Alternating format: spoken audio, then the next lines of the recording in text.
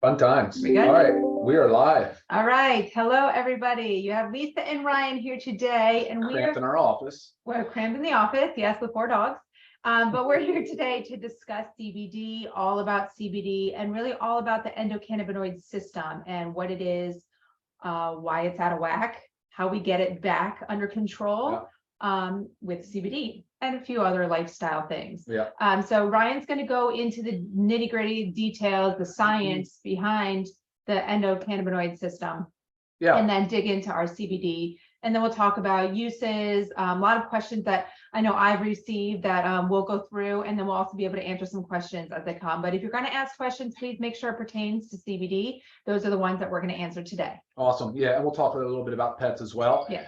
So endocannabinoid system is, consider it like a large mesh network. It is the largest network of receptors in our body. It's larger than our central nervous system and our peripheral nervous system.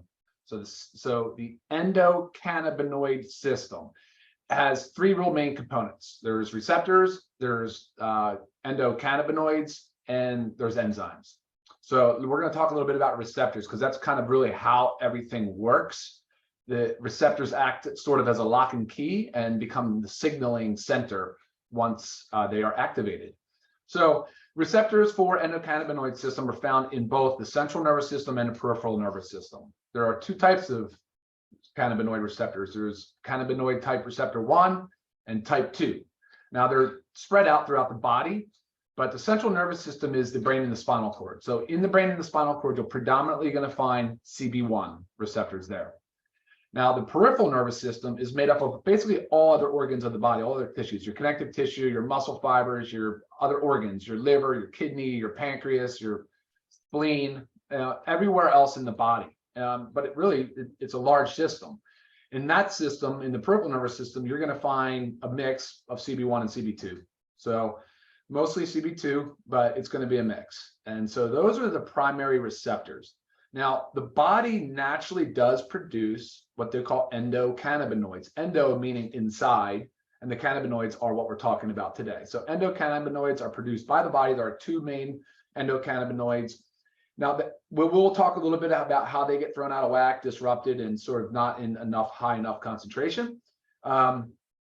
And then, of course, there's enzymes. So the enzymes are responsible for a lot of heavy lifting. They are what manufacture endocannabinoids. They're also what breaks down endocannabinoids. So we won't focus too much on the enzymes today. We're going to speak mostly on, I'd say, the endocannabinoid system, as well as ways to kind of balance it and restore homeostasis. And that's the word homeostasis kind of implies that there's a balance in the system, a natural balance. And that goes with everything in our body. We always want to establish homeostasis. And why so many things happen to our bodies is because they lose that homeostasis, they get off balance. Yeah, well, let's talk about that. Let's talk about what causes the endocannabinoid system to have a dysfunction. Yeah. Okay, well, sure. A lot of it's life. I mean, this goes with everything too, but it's lifestyle. I mean, it's stress, it's smoking, it's excess alcohol, it's lack of movement or exercise, a poor diet. All these things, just as they can throw other of our bodily systems out of whack, all these things can also throw our endocannabinoid system out of whack. Yeah. What are some other things? Did I get to them all? Yeah, I think you covered the big ones. You know, you guys may have heard of things like endocrine disrupting chemicals, right? So things like phthalates. That's one that comes to mind for me. It's real common in like plastic water bottles. Or BPA. BPA. And those things actually can really disrupt the normal endogenous production of your endocannabinoids. Those are 2. We talked about, like you said, you hit on the big ones: obesity, smoking, excess alcohol, toxins, exposure. You know, that is really where most people get kind of sort of thrown out of whack. Now, it won't just be your endocannabinoid system. It's going to be basically your entire body system, which, depending on the literature that you read and the studies you read, there's a lot of evidence now to suggest that the endocannabinoid system really is the connection, the bridge between brain and body, between the central and the peripheral nervous system, the bridge now. That's really how when I call it a mesh network, it's like you're bringing your different Wi-Fi signals together and kind of making sure they're all communicating well and in balance. That to me is what the endocannabinoid system is responsible for. Right. And we work so hard to balance our other systems in our body to keep those in homeostasis, but most of us don't ever consider, nor do we know about the endocannabinoid system, and that we have to treat that the same exact way. Yeah. And again, that's with, correcting those lifestyle factors as well as supplementing with CBD, just like as we have to supplement with anything else. So really, I was going to say that one thing that's interesting is you just said like many people aren't familiar with, and there's a good reason. This wasn't discovered until the 90s. I mean, they've identified CBD. I'm not sure what year it was early on, and THC, I mean, the 60s, but in the 40s, I think maybe CBD, somewhere around there. But the endocannabinoid system really wasn't discovered until like the early 90s. And but since then, I mean, it's been a ton of literature, a ton of studies. A lot of money is going into studying the endocannabinoid system. And look, there's a drug approved on the market now that treats, primarily it's for FDA, but it's for convulsions and seizures. right, which is CBD, but just FDA approved. Yep. Yep. What were you going to say? Well, I said how we correct it. So I said the lifestyle factors as well as supplementation. Is there any other ways? I think there's some really solid evidence around nutrition. So specifically on the gut.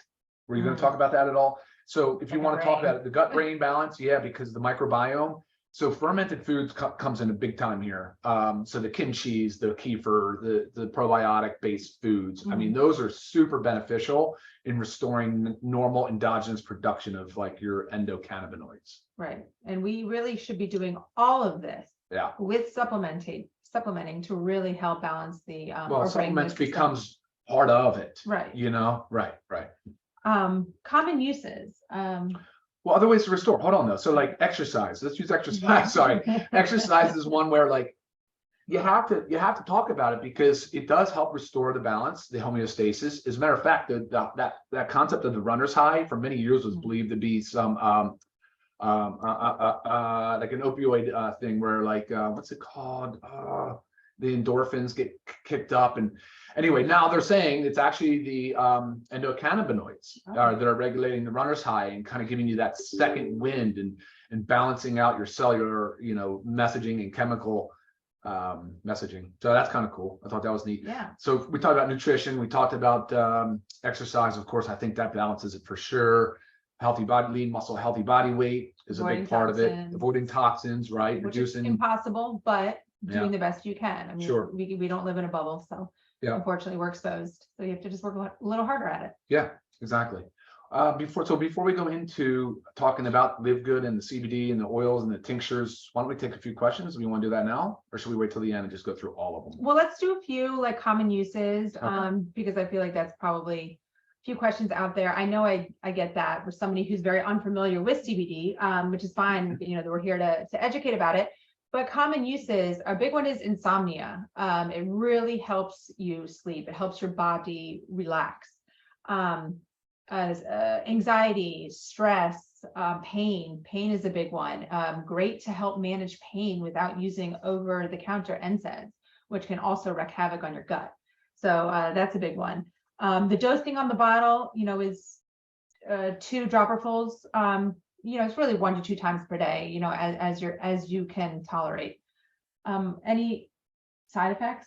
Oh, we'll get into that. Yeah, let's all right. So let's go into the CBD oil, and then because we're going to roll through that, that's really going to become like a lot. I would say a lot of content. We're almost at 10 minutes after 12. Like we always say, we kind of try to keep these somewhere around 15 to 20 minutes long. So the LiveGood CBD oil is a full spectrum tincture. So what does full spectrum mean? Full spectrum is the first step from a crude, like a raw crude hemp oil. So full spectrum is the least refined. So what does that mean? Why is that so beneficial? Well, it means that you're not going through a further refinement process, which is good. And the next step would be broad spectrum, and then they go all the way down to an isolate, which is basically just pure CBD. Now, something to keep in mind as we're going through this, CBD itself actually does not interact with those receptors that we talked about. All of the other things do, and they create what's called an entourage effect. So we're going to learn about that now. So full spectrum has the flavonoids, which are basically like antioxidants in the plant. You have the terpenes, which are what gives you the flavor and the aroma. They're organic hydrocarbons that are part of the essential oil of the plant. Like an easy example would be like the rind of a citrus, like something like a lemon. Like if you kind of zested off that rind and smell and the aroma that you get, that is That's kind of the essential oil. Those are the terpenes that are flaring out. So when you smell and you taste the terpenes, your body already starts to sort of respond to it. Terpenes are powerful, powerful stuff. It's big. It's a big part of what has been studied. And if you guys want to really get into the weeds on this, Google some of the terpenes and learn about them. They're incredible. So having those in the full spectrum, they are not in the broad spectrum for the most part, but terpenes, flavonoids, and of course you have the cannabidiol, which is CBD, cannabidiol, and then you have some of the other minor cannabinoids. So like you'll see CBC, CBG, CBN, there's the CBD acids that somebody was just asking about. Now they'll vary quite a bit based on the plant, based on the cultivation and the harvesting and all of that. But that is, in essence, the benefit of full spectrum. Now, with that said, you are going to have some THC. THC, of course, is the psychoactive part of the plant that can cause people to get high. And legal requirement is up to 0.3% THC. So that potentially could fail you on a drug test. We need to make sure people are aware of that. For people that undergo routine drug screening, it's important to know that full spectrum may contain up to 0.3% THC and potentially could cause a negative or a positive drug screen result. I mean, that's unfortunate, but that's the truth. If you actually look at the certificate of analysis, though, like some of the ones we were looking at, you'll see that the actual THC concentration, and this is a very good thing, is so low that it's not even detectable. And that's at the bottom of our website. If you want to review the certificates of analysis. Yeah, the certificate of analysis is really an important piece there. So you'll know how much THC is in your product. And if it's lower than detectable limits, you will, I can't say definitively, but you're unlikely to test positive on a drug screen at that point. I mean, it's still stretch at 0.3, but the caution flag has to go out there. Yeah, it's always just err on the side of caution. For sure. Something, if you're in the law enforcement and you're routinely drug tested, I mean, please. Yeah. Would be responsible for that. Yeah. But that's, I mean, the terpenes are really what drives the train. I know the minors do in the CBD, and it's the entourage effect. The entourage effect is considered synergistic. So the sum is greater than the whole. The sum is greater than the whole of the parts. The whole is greater than the sum of the parts. I think that's synergistic. So, but that's really what it is. I mean, the whole idea of this entourage effect is that it kind of it sets up the mesh network to really be optimized for homeostasis. Yeah. That's all the goal. Oh yeah, that's absolutely the goal. So let's talk about strength. Let's talk about dosing. Okay. We'll talk about side effects. Right. So we do have two flavors. So this is our peppermint. Both come in 750. Both come in 750 and 1500. The light's killing it. Yeah. And then we also have the natural flavor. Same thing. 750, 1500. Yeah. Peppermint flavor obviously tastes like peppermint, and the natural flavor, it's not unflavored. It really just tastes natural. It's like a natural. Yeah. You can just taste it, but it's nothing like that has a significant flavor. Like I said, 750 and 1500. Why do we have two different doses? When somebody is just starting out off with a CBD, we always recommend just starting low. Start with the 750, work your way up. The dosing is 1 dropper full. So when you do open it up, you will see there's little markers. So 1 milliliter is 1 dropper full. And sometimes you have to give it a few extra squeezes to get it up to the 1 milliliter. But that is the dose. So I always say start with the 750 if this is your first time using it, and then increase as needed because it can be used multiple times a day. Is there an upper limit? No, there's really not. However, CBD can be considered biphasic, which means you could potentially get a different response at low dose as you would at a high dose, not just an amplified dose of what you got at low dose, something very different. Okay. So yeah, you're right on the money though. You start with the 750. So that means 750 milligrams in the whole bottle. And there's 30 milliliters in that bottle. That's 1 ounce. That is 25 milligrams per ml. All right. And there's 30 mLs. So that's your 750 milligrams. Start low, go slow. If you don't know what your dose is, you start low. You can even do a half a dropper full of the 750, and you go slow. You titrate up, and you can kind of find a sweet spot. It is a daily dosing. It's recommended as a daily dosing regimen because again, you're trying to balance and create and optimize that mesh network. And yeah, I think a bedtime dosing is probably ideal just to start with, or at least later in the day or a time when you're not really expected to do much because somnolence or sleepiness could set in. Especially if you're new to it. CBD. Yeah, sure. And then the 1500 milligrams is just really twice the concentration. So it's 1,500 milligrams per bottle. That makes it 50 milligrams per milliliter. Obviously, a bit greater bang for the buck, but you from a dose titration perspective, you probably would be better suited to start on the low end of 750 and work your way up. Right. And I always recommend holding it under your tongue for 30 seconds before swallowing. That really helps maximize the absorption. Yes. And then quicker as well. So it's like before bed, 30 minutes before bed, just hold it 30 seconds under your tongue. Yes. Talk about the carrier. Carrier oil? Yeah, the MCT. MCT. We use MCT oil as our carrier oil that is coconut based. Definitely also had that question Yep, a handful of times. Yes. Mm-hmm. And then the pet. Yeah, we could talk about the pet. Yeah, of course. So we do have a pet. We have a as pet. Well. Little Pets 300. This is chicken flavor. My dogs love it. They take it straight. This is not open. They take it straight. Oh, one of them's open. They take it straight from the dropper because the pet dropper is plastic. So it's very nice that they can go straight from it. So boy, let's see if they'll take some. Dapper, you want a little drop? Dapper. Come here, boy. I'm not sure if you'll be able to see them, but come here. You can't see them, Yeah, but they there take you it. see. They take it straight. There he is. They Ah, they love it. And but the other dogs, the Brittany's been here, they don't like I don't know why they don't What's take up, it Brody? straight from the dropper. So I just squirt a little bit of it on their food. I mean, maybe okay. so I'm gonna tell you guys that I don't think that's a good idea to Straight do. from the dropper? Yeah, because you're introducing bacteria into the Oh, product. So okay, that's true. Whoops. yeah, I mean, we want to maintain cleanliness and not sterility, but you want to keep a clean product and as much as you can. So as much as the dogs enjoy it and it's convenient, especially, and I think actually that dropper on the pet is plastic, so that's Yeah. a good thing that it won't. Yeah, the other ones are glass, but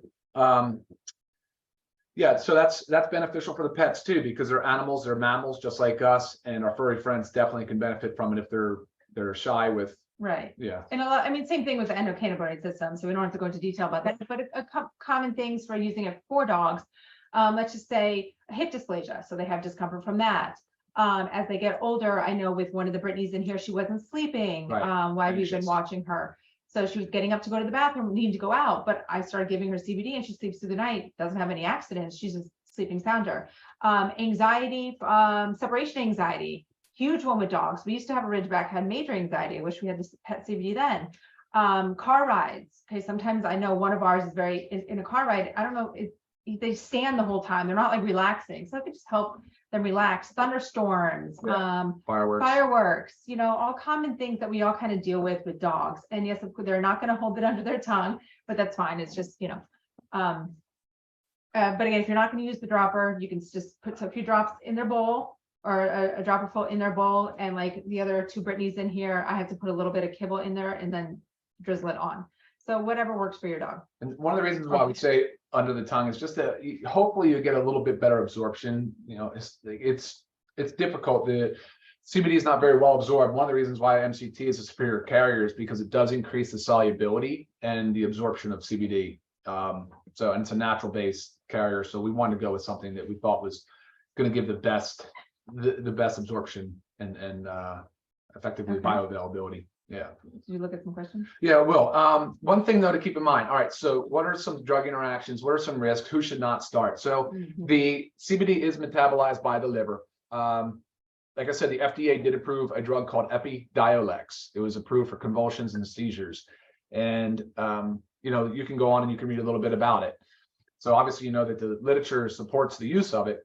And there's a lot of off-label uses for it. Obviously, we just went through a bunch of them, probably sleep, pain, mood, and chronic inflammation, probably being the big ones there. So as far as who should not start, though, liver disease is a problem. If you've got liver disease or you have been told that you have liver disease, definitely don't start unless you have your provider's permission. You want to see your medical provider on that one. For sure, it's metabolized by the liver, and it actually interacts with some of the enzymes in the liver. So there are certain medications, some medications that can interact, it can cause an interaction with. Basically what happens, CBD can, for the most part, slow down the metabolism of certain drugs. So some drugs mean it. So what that could mean is that it can increase the concentration of certain drugs. That's an easy Google search. Not everything you read online is true, right? It's not, but you're welcome to check with me, and I can give you an official opinion on whether or not that it does interact with a specific drug. That's really the main caution. I mean, other than that, it would just be like, test it out, see how you feel, and really go from there. It's a rather benign therapy. I mean, it doesn't. Yes, this will be recorded. This is being recorded, and it'll be put on the YouTube channel. Yes. Oh, there's one. CBD is also good for children with autism and epileptic spasms. Okay, I think that was a statement. I agree with that. I know there's a lot of literature and a lot of studies supporting that. Okay, we went over the THC.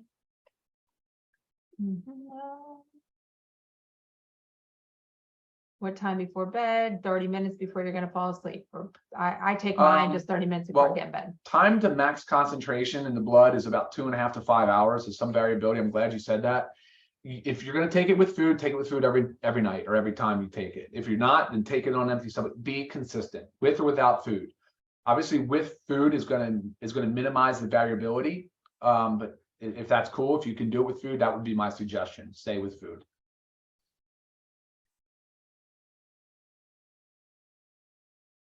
Two drops. Again, a serving is a dropper full. There's markers on it. 1 milliliter is a dropper. And each bottle is 30 milliliters, so that's 30 servings per bottle.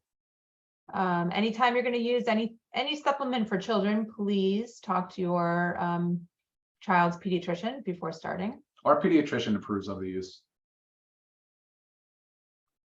Okay, there's a lot on the children, but again, same thing. You know, anytime we're discussing with children, just. For those of you that were asking about the certificate of analysis having an expiration, it should not have had an expiration date. That was a mistake. So they redid the certificate of analysis. There's another one going up on the website. So don't worry about that. The beyond use dating is 2 years, but they have stability beyond 2 years. We wanted to make sure that we stuck it with 2 years from the data manufacturer. Well, you want to answer this one? No, that's just having to do with THC. Unfortunately, we chose the full spectrum because we think it offers the most clinical benefit. Yeah.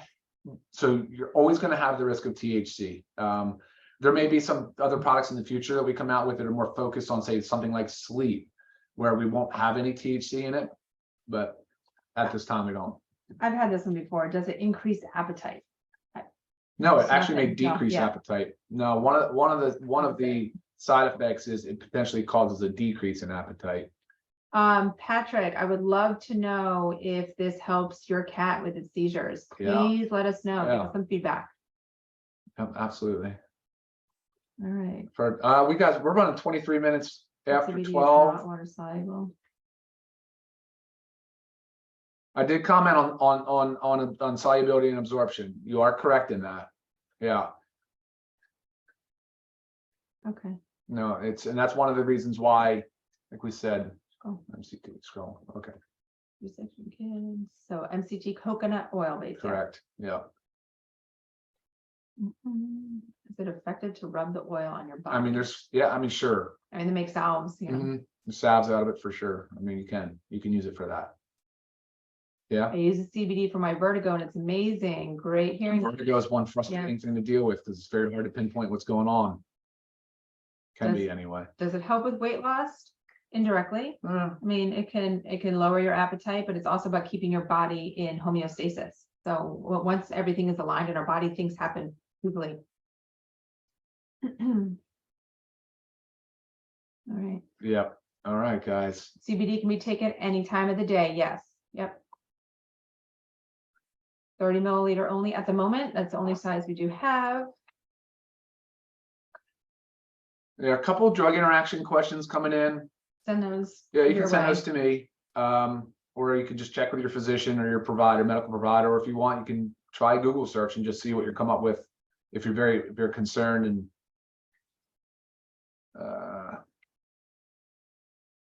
all right. Yeah, I think we covered everything. I didn't it really is not have addictive. many. Yeah, no. But not addictive, but you should titrate off slowly. Come down off of it slowly if you are going to discontinue it. Don't abruptly discontinue it. That would not be a good idea.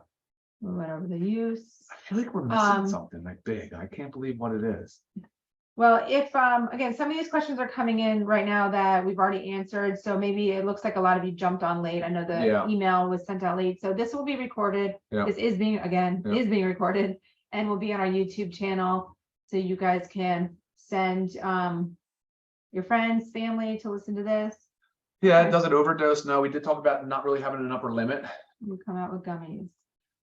Yeah, gummies. I love gummies, but you know how hard it is to make a clean gummy? It's really tough. Really, really tough. It's just been the challenge at the moment, but not to say we're not working on it. We're working on it. I'll tell you that for sure. All right, Heather, how do we do? Can you mix it in a drink or a smoothie? Yes. Sometimes at nighttime, I put it in tea. I mean, it, you know, again, can't really taste it unless you have the a pharmacist would know better. That's Ryan. Not sure. Oh, you mean probably for drug interactions? Yeah, you're right. Yeah. 100%, Glenda. Thank you. I think that's probably what you mean. A pharmacist. I agree. I'm a pharmacist, and so any drug interaction questions, probably right. Call your pharmacy. Speak with your pharmacist, actually, because I'm not even really legally allowed to give you specific medical advice because you're not under my care. Great comment, Glenda. Love that. There's Heather. Right on, Heather. All right. All right. Well, I feel like we're missing something. I really do. I mean, I want to dig more into the terpenes and get really more into it, but honestly, that would take a long time. I would take a long time. A lot of them, but like you said, we covered. Google them. I think we covered the big points of it. If you guys have any other questions, you're certainly welcome to follow up with an email. Yeah. We'll try to get back to you. All right. Well, it's a Monday, and I hope you guys have an awesome day and a very productive rest of your week. We'll see you back here same time next Monday. All right. Get your CBD. Oh, we didn't go over the prices. What? Oh, well, do you want to? Yeah, always. Oh, okay. Give me Get tear into it. Give me a second. We don't have it memorized. Do you? Let me get rid of this real quick. There we go. No, I mean, the prices can't be beat. That's what's crazy. When you look at the quality, and by the way, GVB Biopharma is the actual raw ingredient supplier for those of you who have wanted to look at their website and learn a little bit more. They do extensive testing on the raw ingredient. We do extensive testing on the raw ingredient we receive. Then we test our final product before you even get it. And the state of Florida has pretty stringent rules on testing, so we're good there. So okay, so the 750 milligram, $18 for members, $28 for retail. Crazy. I mean, if you know other companies, I'm sure, especially if you've been using CBD, I mean, paying $100 to $150 to $200 for a single bottle. How are you supposed to use that on a routinely basis to actually improve your endocannabinoid system? That's more like you would use it sparingly because you don't want to run out of it and have to buy another $200 bottle of CBD oil again. Sure. And then the $1,500, $26 for members and $36 for retail. Again, I mean, huge savings. And I lost the pet. It was right there. And then the pet CBD again just comes in the 300 milligrams, and that one is $14 for members and $22 for retail. So again, it allows you to take this every single day as you're supposed to do to help make a difference in your body. And finally, on the pet CBD, make sure you follow the weight dosing guidance that is on the label, please. That is not just a dropper full like it is, like typically you would with the humans. So please follow the weight-based guidance. Yeah, good point. All right. All right, guys. Well, thank you very much. Enjoy your Monday, and we'll chat soon. See y'all. Take care.